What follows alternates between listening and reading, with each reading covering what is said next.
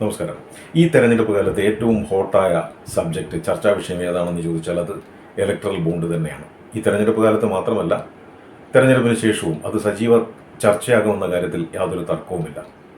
ബഹുവിധ കമ്പനികൾ വൻതോതിൽ ഇലക്ട്രൽ ബോണ്ടുകൾ വാങ്ങിക്കൂട്ടിയിരിക്കുന്നു. അതിന് പിന്നിൽ ഗൂഢലക്ഷ്യങ്ങളുണ്ടെന്നാണ് ആരോപണം. സ്വാഭാവികമായും നിയമവിരുദ്ധമായ പ്രവർത്തനങ്ങൾ, നിയമ നടപടികളിൽ നിന്ന് രക്ഷപ്പെടാനുള്ള പരിചയാക്കൽ, അതുപോലെ അഴിമതി, ആനുകൂല്യം നേടൽ, ഇതിനൊക്കെ തന്നെ ഇത്തരത്തിലുള്ള ഇലക്ട്രൽ ബോണ്ടുകൾ വാങ്ങിക്കൂട്ടിയിരിക്കുന്നത് അതിനൊക്കെ അത്തരത്തിലുള്ളൊരു ഗൂഢലക്ഷ്യം അതിന് പിന്നിലുണ്ട് എന്നുള്ളതാണ് ആരോപണം.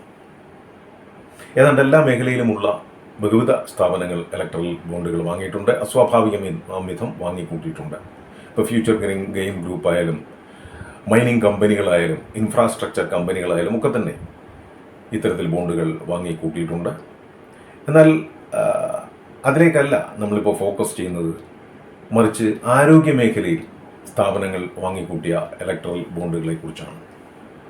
SBI പുറത്തുവിട്ട കണക്കുകൾ പ്രകാരം, കോടതിയുടെ കർശന നിർദ്ദേശത്തെ തുടർന്ന് SBI പുറത്തുവിട്ട വിശദാംശങ്ങൾ പ്രകാരം 35 ഫാർമസ്യൂട്ടിക്കൽ കമ്പനികളാണ് ഇലക്ട്രൽ ബോണ്ടുകൾ വാങ്ങിയിട്ടുള്ളത്.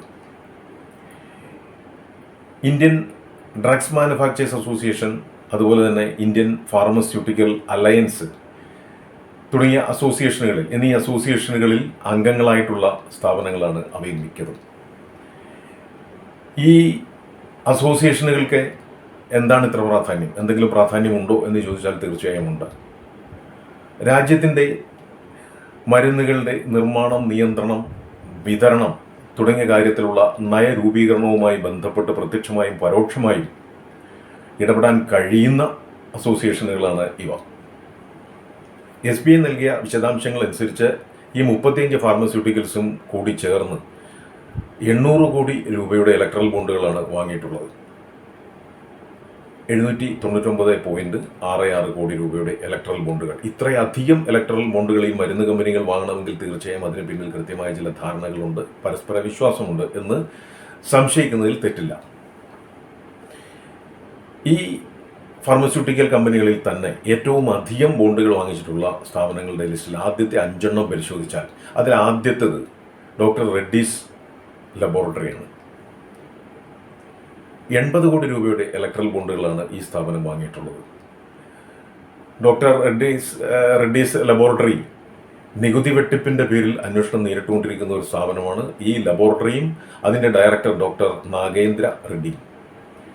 അപ്പോൾ അത്തരത്തിലൊരു സാഹചര്യം നിലനിൽക്കുമ്പോഴാണ് ഈ സ്ഥാപനം 80 കോടി രൂപയുടെ ഇലക്ട്രൽ ബോണ്ടിൻ്റെ ഡീൽ നടത്തിയിരിക്കുന്നത്. തൊട്ടു പിന്നാലെ ഗുജറാത്ത് ആസ്ഥാനമായുള്ള ടൊറന്റ് ഫാർമസ്യൂട്ടിക്കൽസ് 77.5 കോടി രൂപയുടെ ഇലക്ട്രൽ ബോണ്ടുകളാണ് ഈ സ്ഥാപനം വാങ്ങിച്ചിട്ടുള്ളത്. കോവിഡ് കാലം മുതൽ 2023 വരെയുള്ള കാലയളവിലാണ് ഈ ഇലക്ട്രൽ ബോണ്ടുകൾ വാങ്ങിയിട്ടുള്ളത്. ആൻറ്റി പ്ലേറ്റ്ലെറ്റ്സ് മെഡിസിൻ, ഇവരുടെ അത്തരം മെഡിസിൻ ഗുണനിലവാര പരിശോധനയിൽ പരാജയപ്പെട്ടിരുന്നു. Maharashtra food and drugs administration അതിനെ ഗുണനിലവാരമില്ലാത്ത ഒരു മെഡിസിനായി പ്രഖ്യാപിക്കുകയും കമ്പനി അക്കാര്യം അറിയിക്കുകയും ചെയ്തിരുന്നു. എന്ന് മാത്രമല്ല, യുണൈറ്റഡ് സ്റ്റേറ്റ്സ് ഫുഡ് അഡ്മിനിസ്ട്രേഷനും ഇവരുടെ ചില മെഡിസിനുകളെ ഗുണനിലവാരമില്ലാത്ത മെഡിസിനുകളായി പ്രഖ്യാപിച്ചിരുന്നു. മൂന്നാമതായി ഹൈദരാബാദ് ആസ്ഥാനമായുള്ള നാറ്റ്കോ ഫാർമസ്യൂട്ടിക്കൽസ് 69.25 കോടിയുടെ ഇലക്ട്രൽ ബോണ്ടുകളാണ് ഈ സ്ഥാപനം വാങ്ങിയത്. തൊട്ട് പിന്നാലെ ഹെട്രോ ലാബും ഹെട്രോ ഹെൽത്ത് കെയറും ചേർന്ന ഹെട്രോ ഗ്രൂപ്പ് 60 കോടി രൂപയുടെ ഇലക്ട്രൽ ബോണ്ടുകൾ വാങ്ങി. ഗുണനിലവാരമില്ലാത്ത മരുന്നുകളുടെ പേരിൽ മഹാരാഷ്ട്ര ഫുഡ് ആൻഡ് ഡ്രഗ്സ് അഡ്മിനിസ്ട്രേഷൻ്റെ 6 നോട്ടീസുകളാണ് ഈ സ്ഥാപനത്തിന് അടുത്തിടെ ലഭിച്ചത്. അതൊക്കെ തന്നെ കോവിഡ് ചികിത്സയ്ക്ക് ഉപയോഗിക്കുന്ന ആൻറ്റിവൈറൽ മെഡിസിനെ സംബന്ധിച്ചുള്ളതായിരുന്നു. അത്തരത്തിൽ ഗുണനിലവാരമില്ലാത്ത മരുന്നുകളുടെ പേരിൽ ശ്രദ്ധിക്കപ്പെട്ട വിവാദത്തിലായ ഒരു സ്ഥാപനമായിരുന്നു അത്. എന്ന് മാത്രമല്ല, 585 കോടി രൂപയുടെ കണക്കിൽപ്പെടാത്ത വരുമാനത്തെക്കുറിച്ചുള്ള അന്വേഷണവും നേരിട്ടുകൊണ്ടിരുന്ന ഒരു സ്ഥാപനമാണ്. ഈ സ്ഥാപനമാണ് 60 കോടി രൂപയുടെ ഇലക്ട്രൽ ബോണ്ടുകൾ വാങ്ങിയത്. മറ്റൊരു സ്ഥാപനം ദിവിസ് ലബോറട്ടറീസ് ആണ്. 65 കോടി രൂപയുടെ ഇലക്ട്രൽ ബോണ്ടുകൾ വാങ്ങിക്കൂട്ടിയ സ്ഥാപനം. IT സെർച്ചുകൾക്ക് നിരന്തരം വിധേയമായി കൊണ്ടിരുന്ന ഒരു സ്ഥാപനം കൂടിയാണ് ഇത്. അപ്പോൾ ഇത്തരത്തിൽ ഈ ഫാർമസ്യൂട്ടിക്കൽ രംഗത്തുള്ള പല സ്ഥാപനങ്ങളും ഇത്തരത്തിൽ നിരവധി കരിനിഴൽ വീണ പശ്ചാത്തലമുള്ള സ്ഥാപനങ്ങളായിരുന്നു. എന്ന് മാത്രമല്ല 7 സ്ഥാപനങ്ങൾ ഗുണനിലവാരമില്ലാത്ത മരുന്നുകളുടെ കാര്യത്തിലും മരുന്നുകളുടെ പേരിലും ശ്രദ്ധിക്കപ്പെട്ട സ്ഥാപനങ്ങളായിരുന്നു. നമുക്കറിയാം, ആഗോളതലത്തിൽ ജനറിക് മരുന്നുകളുടെ ഏറ്റവും വലിയ ഉൽപ്പാദകർ ഇന്ത്യയാണ്. ലോകത്തെ ഏറ്റവും വലിയ ജനറിക് മരുന്നുകളുടെ നിർമ്മാതാക്കളാണ് ഇന്ത്യ. 200 രാജ്യങ്ങളിലേക്ക് കയറ്റുമതി ചെയ്യുന്നുണ്ട്. ആഫ്രിക്കയുടെ മരുന്ന് ഉപഭോഗത്തിൻ്റെ ഏതാണ്ട് 50%, അമേരിക്കയുടെ ഉപഭോഗത്തിൻ്റെ 25%, UK ഉപഭോഗത്തിൻ്റെ 30% മരുന്നുകളും ഇന്ത്യൻ മരുന്നുകളാണ് ഉപയോഗിക്കുന്നത്. അതേസമയം അന്താരാഷ്ട്ര തലത്തിൽ ഇന്ത്യയുടെ മരുന്നുകളുടെ വില ഇടിയുന്ന തരത്തിലുള്ള ചില സംഭവവികാസങ്ങൾ ഉണ്ടായി. ഇന്ത്യൻ നിർമ്മിത ചുമ സിറപ്പിൽ അപകടകരമായ തരത്തിലുള്ള ഘടകങ്ങൾ ഉണ്ട് എന്ന തരത്തിൽ വേൾഡ് ഹെൽത്ത് ഓർഗനൈസേഷൻ തന്നെ മുന്നറിയിപ്പ് നൽകുന്ന സ്ഥിതിയുണ്ടായി.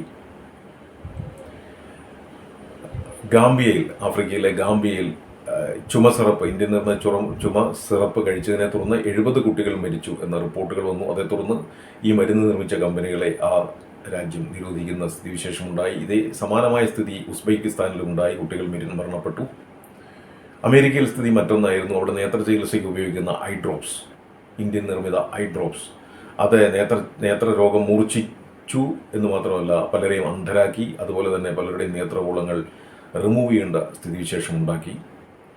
അത്തരത്തിൽ നിരവധി സംഭവങ്ങൾ ഇന്ത്യയിൽ പോലും വർഷങ്ങൾക്ക് മുമ്പ്, 4 വർഷം മുമ്പ് വടക്കേ ഇന്ത്യയിൽ കഫ് സിറപ്പ് ഉപയോഗിച്ച് കുട്ടികൾ, അതിൻ്റെ ഉപയോഗത്തിലൂടെ കുട്ടികൾ മരിച്ച സംഭവങ്ങൾ റിപ്പോർട്ട് ചെയ്യപ്പെട്ടിരുന്നു. മുമ്പ് Indian drug standard control organization നടത്തിയൊരു പരിശോധനയിൽ രാജ്യത്തെ ഏതാണ്ട് 5% മരുന്നുകളും ഗുണനിലവാരം ഇല്ലാത്തതാണെന്ന് കണ്ടെത്തിയിരുന്നു. പ്രത്യേകിച്ചും കോവിഡ് ആ കാലഘട്ടം കൂടെ കണക്കിലെടുത്താൽ കൃത്യമായ ചില പരിശോധനകളും അതിനുള്ള അഭാവവും അലംഭാവവും ഒക്കെ തന്നെ പ്രശ്നങ്ങളെ കൂടുതൽ വഷളാക്കി. അത്തരമൊരു സാഹചര്യത്തിലാണ് ബ്ലാക്ക് ഹിസ്റ്ററികൾ കൂടിയുള്ള ഫാർമസ്യൂട്ടിക്കൽ കമ്പനികൾ അവിശ്വസനീയമായ വിധത്തിൽ ഇലക്ട്രൽ ബോണ്ടുകൾ വാങ്ങിക്കൂട്ടിയ ഒരു സ്ഥിതിവിശേഷം ഉണ്ടായിരിക്കുന്നത്. ഇത് നൽകുന്ന മെസ്സേജ് നല്ലതല്ല. അമിതമായ ലാഭം മുൻനിർത്തി മനുഷ്യൻ്റെ ജീവനും ആരോഗ്യവും പന്താടുന്ന ഒരു സ്ഥിതിവിശേഷം. എന്ന് മാത്രമല്ല, ആഗോള വിപണിയിൽ, മരുന്ന് വിപണിയിൽ ഇന്ത്യക്കുള്ള സ്ഥാനം കളങ്കപ്പെടുത്തുന്ന ഒരു സ്ഥിതിവിശേഷം. അതിലെല്ലാം ഉപരി ഒരു സാധാരണ പൗരൻ്റെ ആരോഗ്യ സുരക്ഷ എന്ന അടിസ്ഥാന ആവശ്യത്തിലുള്ള കടന്നുകയറ്റം, അടിസ്ഥാന അവകാശത്തിലുള്ള കടന്നുകയറ്റം, ഇത് അപകടകരമാണ്. ഈ ഇലക്ട്രൽ ബോണ്ടുകൾ, മരുന്ന് കമ്പനികൾ വാങ്ങിക്കൂട്ടിയ ഇലക്ട്രൽ ബോണ്ടുകൾ അത്തരത്തിലുള്ള അപകടകരമായ ഒരു ദുസ്സൂചനയാണ് നൽകുന്നത്. നന്ദി, നമസ്കാരം.